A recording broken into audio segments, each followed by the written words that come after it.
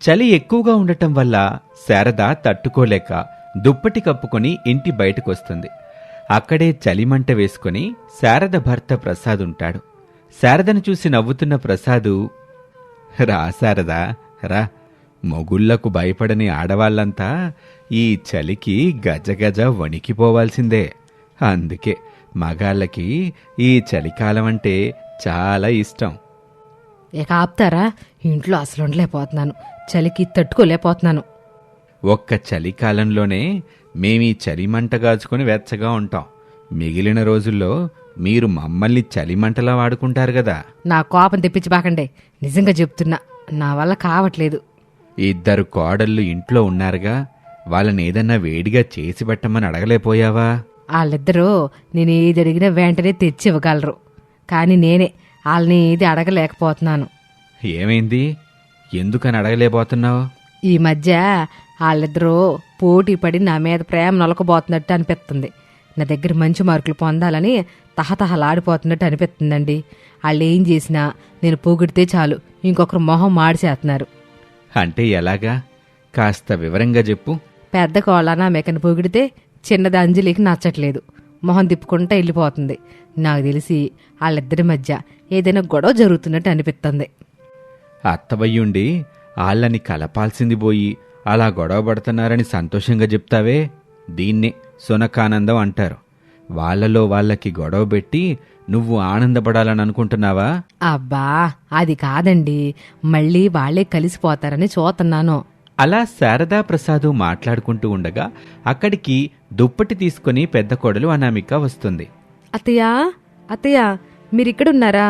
మీకోసమని దుప్పటి తీసుకొచ్చాను. చాలా చలిగా ఉందని అన్నారు కదా, అందుకే నా దుప్పటి కూడా తీసుకొచ్చాను. నా దుప్పటి కూడా కప్పుకోండి అత్తయ్య, కాస్త మీకు చలి తగ్గుతుంది. అట్టాగే అనామిక, ఎటగివు అంటూ అనామిక తెచ్చిన దుప్పటి కూడా కప్పుకుంటుంది శారద. ఇక అప్పుడే మరోవైపు నుంచి అంజలి వస్తుంది.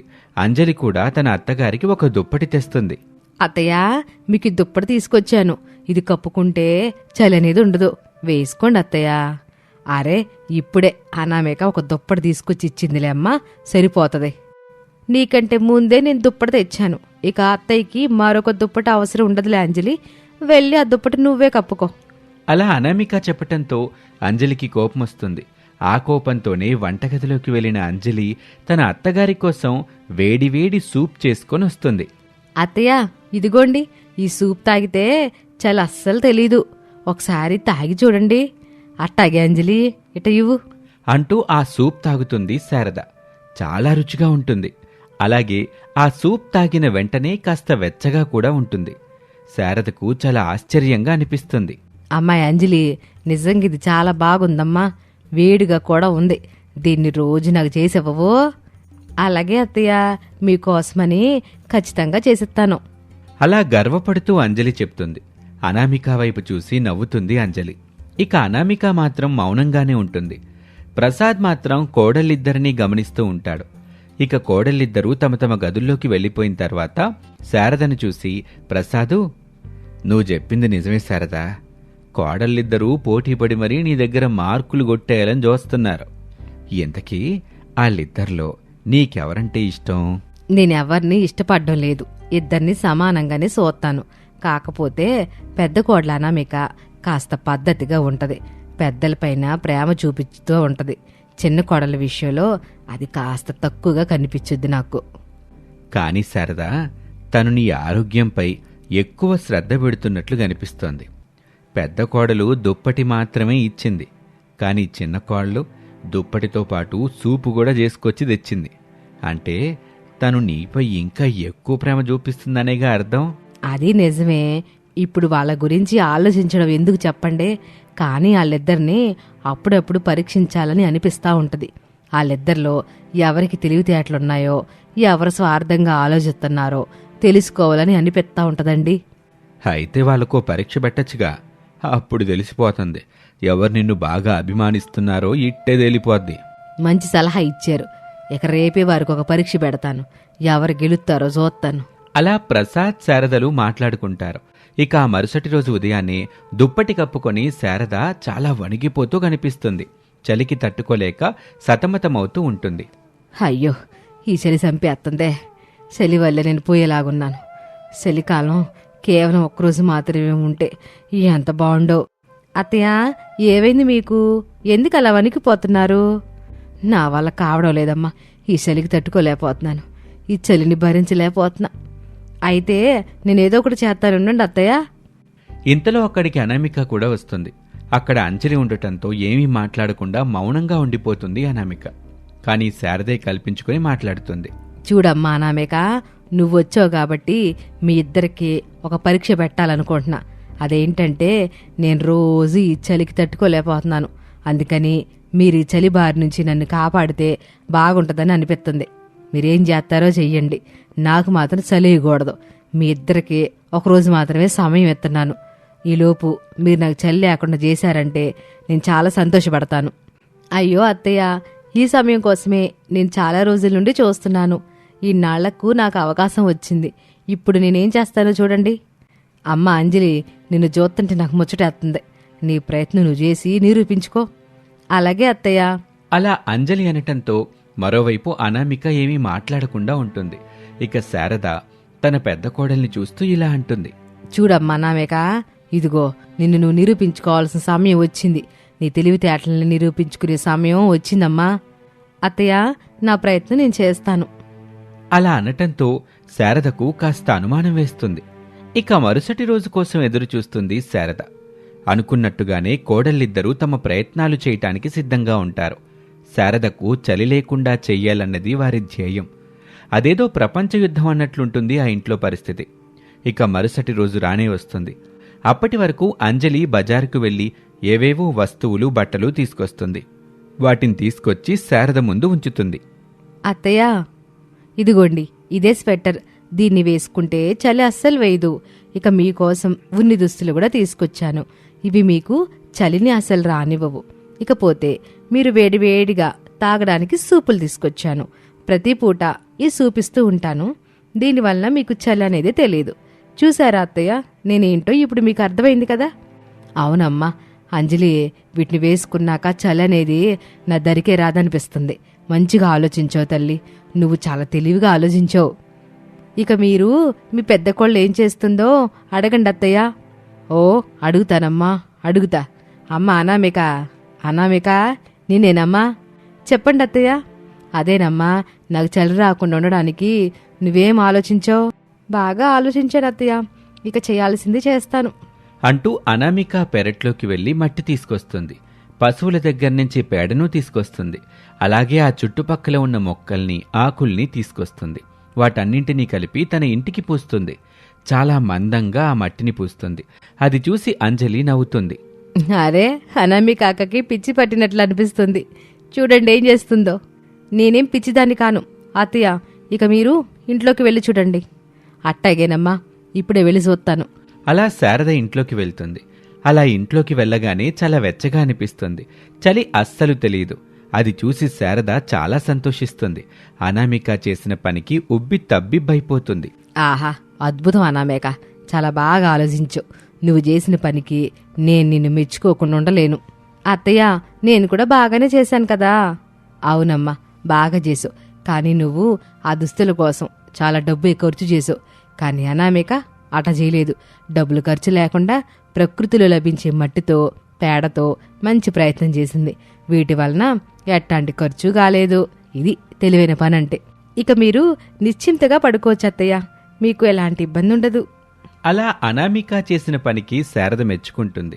ఇక అంజలి కూడా శారద చెప్పిన విషయంపై బాగా ఆలోచిస్తుంది.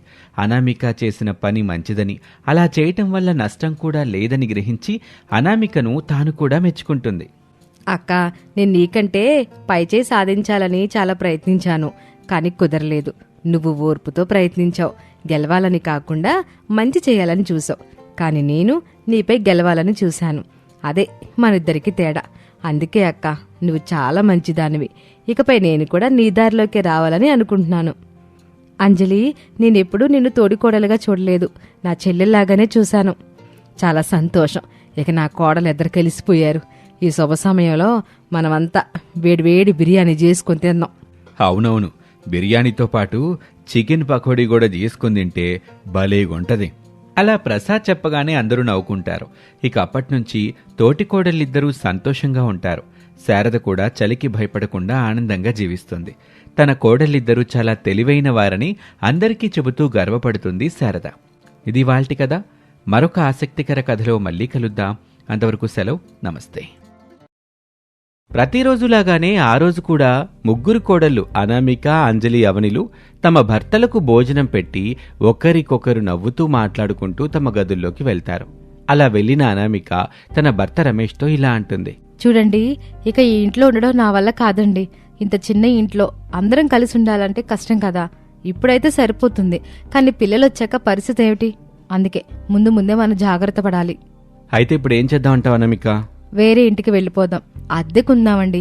ఈ చలికాలంలో మనం ఈ ఇంట్లో ఉండలేమండి. నిజం చెప్పు అనామిక, అమ్మతో నీకేమైనా ఇబ్బందిగా ఉందా? రమేష్ అలా అనగానే కాసేపు అనామిక మౌనంగా ఉండిపోతుంది. కొంత సమయం తర్వాత అసలు విషయం చెప్తుంది. చూడండి, నేనేం పశువుని కాను. నేను కూడా మనిషినే కదా. ఉదయం 4 గంటలకే నిద్ర లేచి ఇంటి పని చేయాలంటే ఎలా అవుతుందండి? బయట చలి దంచేస్తుంది. ఆ సమయంలో అత్తయ్య నన్ను కల్లాపి చల్లి ముగ్గులు వేయాలని అంటున్నారు. నేనేమో తట్టుకోలేకపోతున్నాను. ఇంట్లో ఇంకో ఇద్దరు కూడా ఖాళీగానే ఉంటారు కదా, వాళ్ళకు కూడా చెప్పొచ్చు కదా. నువ్వు ఈ ఇంటికి పెద్ద కోడలివి కదా అనామిక, అందుకే నీకే చెప్తుందేమో. ఊరుకోండి మీరు. పెద్ద కోళ్ళైతే ఏంటి, కొమ్ములుంటాయా? నాకు పనులు ఎక్కువగా చెప్పి ఆ అంజలికి అవనికి మాత్రం తక్కువ పనులు చెప్తుంది. అదే నేను తట్టుకోలేకపోతున్నాను. అలా అనామిక తన బాధనంతా తన భర్తకు చెప్తూ కన్నీళ్లు పెట్టుకుంటుంది. ఇక మరో గదిలో అంజలి తన భర్త అరవిందుకు తన కష్టాన్ని చెప్తూ ఉంటుంది. ఎన్నాళ్ళని ఈ ఇంట్లో గొడ్డులా కష్టపడతాను చెప్పండి. వాళ్ళిద్దరికీ తక్కువ పని చెప్పి నాతో ఎక్కువ పనులు చేస్తుంది మీ అమ్మ. ఈ ఇంటికి నేను గొప్పింటి కోడలుగా వచ్చాను. మిగిలిన ఇద్దరి కంటే నేను ఎక్కువ కట్నం తీసుకొచ్చాను. అయినా నాకు ప్రత్యేక మర్యాద అంటూ ఏదీ లేదు. చలిలో గొడ్డులాగా కష్టపడుతున్నా అత్తయ్య మాత్రం వాళ్ళిద్దరిని మెచ్చుకుంటుంది. దయచేసి మనం వేరే ఇంటికి వెళ్ళిపోదాం. ఈ ఇంట్లో మాత్రం అసలు వద్దండి. అమ్మడిగితే ఏం సమాధానం చెప్తాం? నీ బాధ నాకు అర్థమైంది. మరి అమ్మకు నచ్చజెప్పి ఎలా వెళ్లాలో తెలియటం లేదే. దానికొక మార్గం ఉంది. అత్తయ్య ఇప్పట్లో మనల్ని పంపించదు. అందుకని నేనే అనామిక అవనితో గొడవ పెట్టుకుంటాను. ఆ గొడవని సాకుగా చెప్పి ఇక్కడి నుంచి వెళ్ళిపోదాం. ఇలాంటి భయంకరమైన ఆలోచనలు ఎలా వస్తాయో నీకు? ఆడవాళ్ళం కదండి, ఆ మాత్రం తెలివితేటలు మాకుంటాయి. మేం తలుచుకుంటే గొడవని సృష్టించగలం. ఎంత పెద్ద గొడవైనా కనుసైగతో ఆపగలం. నీకు నమస్కారం తల్లి. అలా అంజలి తన భర్తతో మాట్లాడుతుంది. ఇక మరో గదిలో అవని తన భర్త సురేష్తో నవ్వుతూ మాట్లాడుతూ ఉంటుంది. సురేష్ తన భార్యతో సరదాగా మాట్లాడుతూ ఉంటాడు. ఏంటి నువ్వు రోజంతా ఇంటి పని వంట పని చేస్తూ ఉంటావు కదా, అలసిపోవా అసలు? ఏవండి, అందరి భార్యలకి అలసటుంటుంది. కానీ అది ఎంతవరకు? తన భర్త కనిపించినంత వరకే. కళ్ళ ముందు భర్త ఉంటే ఎక్కడ లేని ఆనందం ఉంటుంది. దాన్నే ప్రేమ అంటారు. మీరు నా ముందుంటే చాలు, నేనన్నీ మర్చిపోతానండి. అందుకే నేను నిన్ను ప్రేమించానవని. మనది లవ్ మ్యారేజ్ కదా. ఈ ఇంట్లో నిన్ను అందరూ మర్యాద చేస్తున్నారా లేక ఇబ్బంది పెడుతున్నారా? నాకేమండి, అంత బాగానే ఉంది. నా తోటికోడలు బాగానే ఉన్నారు. అత్తయ్య అయితే నన్ను మంచిగా చూసుకుంటుంది. ప్రస్తుతానికైతే ఏ ఇబ్బంది లేదండి. అరే, ఇప్పుడు నిజం చెప్పు. నీ గురించి నాకు తెలుసు కదా. నేను బాధపడకూడదని ఏవేవో చెప్పేస్తున్నావు. నీ మనసు నాకు తెలుసు. అలా సురేష్ అనగానే అవని కాసేపు మౌనంగా ఉండిపోతుంది. తన మోహన్లో ఏదో తెలియని బాధ కనిపిస్తుంది. సురేష్ అది గమనించి మరోసారి తన భార్యను అడుగుతాడు. నిజం చెప్పు, నాతో కాకపోతే ఇంకెవరితో చెప్తావు? ఏవండి, ఉదయాన్నే నిద్ర లేవడం నాకు అలవాటే కదా. కాకపోతే అనామిక అక్క, అంజలి అక్క ఎడమొహం పెడమొహం పెట్టుకుని ఉంటారు. సరిగా మాట్లాడరు. అత్తయ్య ముందు మాత్రం నాతో ప్రేమగా ఉన్నట్లు మాట్లాడిస్తారు. అరే, మరి ఇన్ని రోజులు నాతో ఎందుకు చెప్పలేదు? చెప్తే ఏం చేస్తారు? ఏం చేయలేరు కదా. అనవసరంగా మీ మధ్య మనస్పర్ధలు వస్తాయి. ఇంకా ఏవైనా జరగొచ్చు. అందుకే నేను ఆ విషయం చెప్పలేదండి. పాపం అత్తయ్య మా ముగ్గురిని చాలా ప్రేమగా చూసుకుంటుంది.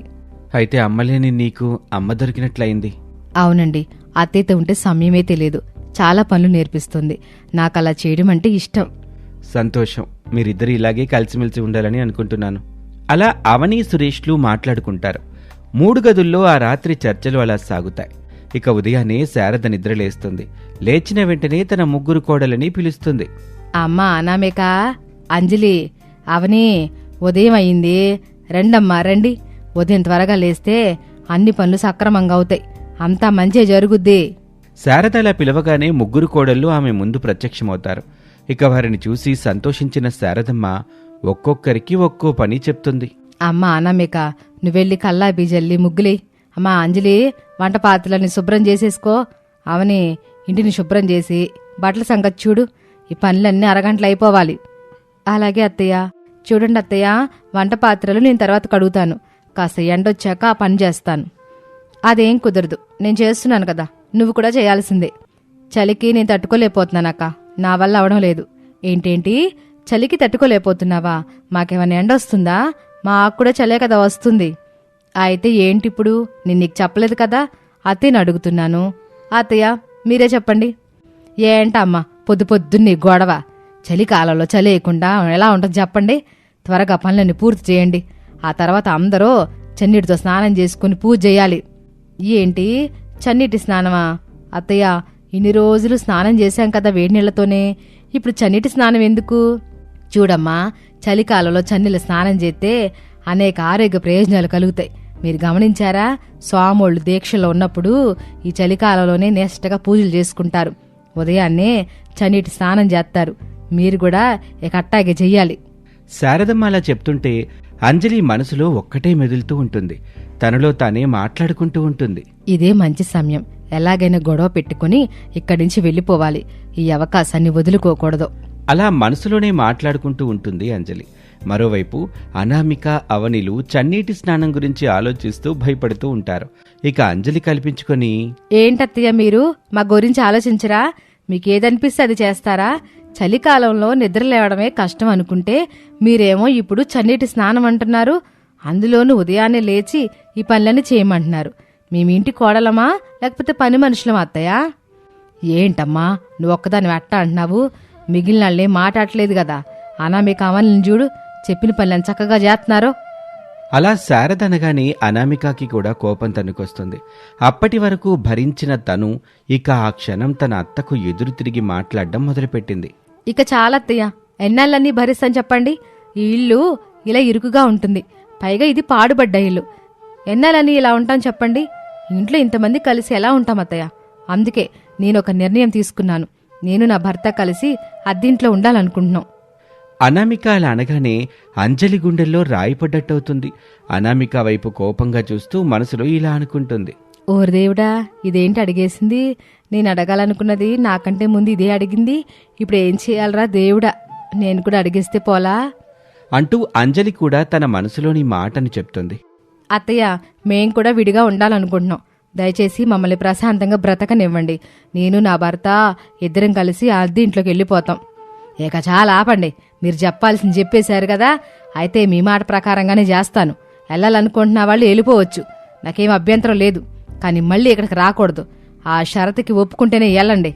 అలా శారద చెప్పటంతో అనామిక, అంజలిలు వాళ్ళ భర్తలతో కలిసి అక్కడి నుంచి పెట్టేపేడా సర్దుకొని వెళ్ళిపోతారు.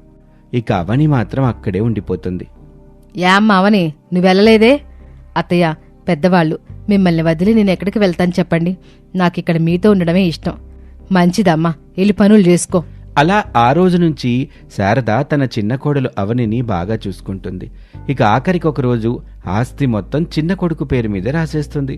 అది తెలిసిన మిగిలిన ఇద్దరు కొడుకులు రమేష్, అరవిందు తమ తల్లిపై కోపంతో రెచ్చిపోతారు. నువ్విలా చేస్తావని నేను అనుకోలేదమ్మా. నీకు ఆరోగ్యం బాగోలేకపోతే ఎవరు చూసుకున్నారు? నేనే కదా. ఇప్పుడు వాడు ఒక్కడి పేరు మీద ఆస్తి మొత్తం రాసేస్తావే? నీకు కొంచెమైనా విశ్వాసం కూడా లేదమ్మా. ఏవండి, మీ అమ్మ కసి పెట్టుకుని ఇలా చేస్తుంది. సొంత కొడుకుల్ని ఇలా చేస్తున్నారే, మీకేం తప్పుగా అనిపించడం లేదా? అందరూ తల ఒక మాట అంటారు. అవన్నీ విన్న శారద ఆఖరికి నోరు తెరుస్తుంది. ఇక ఆపండి. చలికాలంలో ఆ పని చేయలేము, ఈ పని చేయలేము అని చెప్పి వెళ్ళిపోయిన వాళ్ళు మీరు. కానీ నేను చెప్పే పనులకి అడ్డు చెప్పకుండా చేసింది అవనే. నేను కూడా ఇంటికి కోళ్ళకు వచ్చినప్పుడు మా తిట్టగా చేసింది. చలికాలం ఎన్నో పరీక్షలు పెడుతుంది, ఎన్నో నేర్పించుద్ది. తట్టుకొని నిలబడగలిగితేనే కదా జీవితం. అప్పుడే జీవితం బాగుంటది. ఇది నేను మా అత్త దగ్గర నుంచి నేర్చుకున్న పాఠం. ఆ రోజు మా అత్త నాకెట్టాగే తన ఆస్తిని రాసిచ్చేసింది. నేను కూడా అదే పని చేయాలనుకున్నాను. ఇప్పుడు అదే పని చేశా. ఇక నాకు అడ్డు చెప్పకుండా మీరు ఇక బయలుదేరండి. అలా శారద చెప్పగానే అందరూ షాక్ అవుతారు. ఇంకేమీ మాట్లాడకుండా అరవిందు, రమేష్లు తమ తమ భార్యల్ని తీసుకుని అక్కడి నుంచి వచ్చేస్తారు. అవని, సురేష్ మాత్రం చాలా సంతోషిస్తారు. చూసావా అవని, మన మంచితనమే మనల్ని కాపాడుతుంది. అవునండి, బ్రతికినంతకాలం మంచిగా బ్రతకడమే కదా నిజమైన జీవితం. అలా శారదమ్మను బాగా చూసుకుంటూ సంతోషంగా బ్రతుకుతారు అవని సురేష్. అనాథలా బ్రతికిన అవనికి శారద రూపంలో అమ్మ దొరికినట్లుగా అయింది. వాళ్ళిద్దరూ అమ్మా కూతుర్లలా ఆనందంగా ఉంటారు. ఇది వాళ్ళటి కథ. మరొక ఆసక్తికర కథలో మళ్ళీ కలుద్దాం. అంతవరకు సెలవు. నమస్తే.